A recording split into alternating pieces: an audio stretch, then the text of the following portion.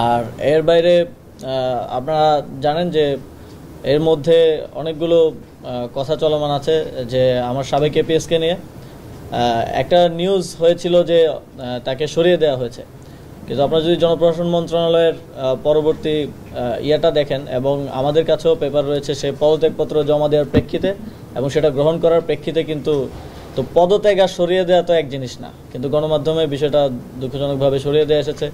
এবং তারপরে একটা নিউজ হয়তো আপনাদেরও চোখে পড়েছে, আপনারা যারা অনুসন্ধানী সাংবাদিকতা করেন, এই যে কত 300 কোটি টাকা নাকি, হ্যাঁ এরকম। তা আপনারা যদি নিউজটা পড়ে থাকেন, আমি তো একজন সাধারণ নাগরিক বা সাধারণ নাগরিকটা তো পড়ে, কিন্তু আপনারা যারা অনুসন্ধানী সাংবাদিকতা করেন, এটার নিউজটা কতটুকু ক্রেডিবল এই কোশ্চেনটা আমার আপনাদের কাছে থাকবে, কারণ সেখানে কোনো সোর্স নেই, ব্যক্তি সাক্ষ্য নেই, কোনো ক্রেডিবল ইয়া নেই। সেখানে জানা গেছে বলা আছে মনে হয় 7-8 বার জানা গেছে এবং সেটা ফলো করে প্রচার করা হয়েছে। আমরা যখন হাউসগুলোর সাথে তো আমাদেরও অনেকের সাথে ব্যক্তিগত সম্পর্ক আছে, যখন কথা বলেছি তখন তারা বললো যে বহিরাগত কোনো জায়গা থেকে এই লেখাটা দিয়ে চাপ দেওয়া হয়েছে এটা প্রচার করার জন্য। তো এরকম মিডিয়া ট্রায়াল চলছে।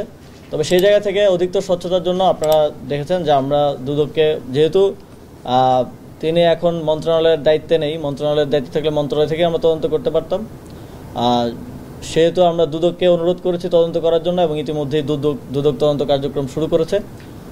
যদি কিছু থাকে সেটাও সামনে আসবে, যদি এটা নিছক গুজব হয় সেটাও সামনে আসবে।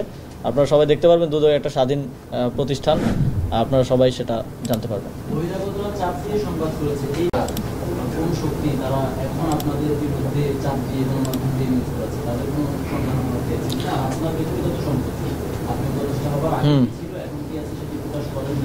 হ্যাঁ,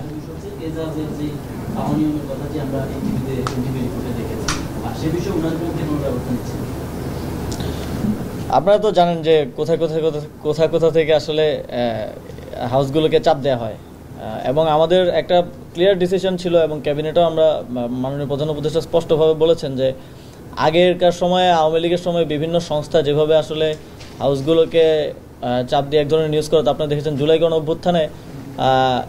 গণ অভ্যুত্থানেও আপনাদেরই হাউসগুলো ছাত্র জনতার বিরুদ্ধে তো নিউজ করেছে, এটা তো বাস্তব, এটা তো অস্বীকার করার সুযোগ নেই।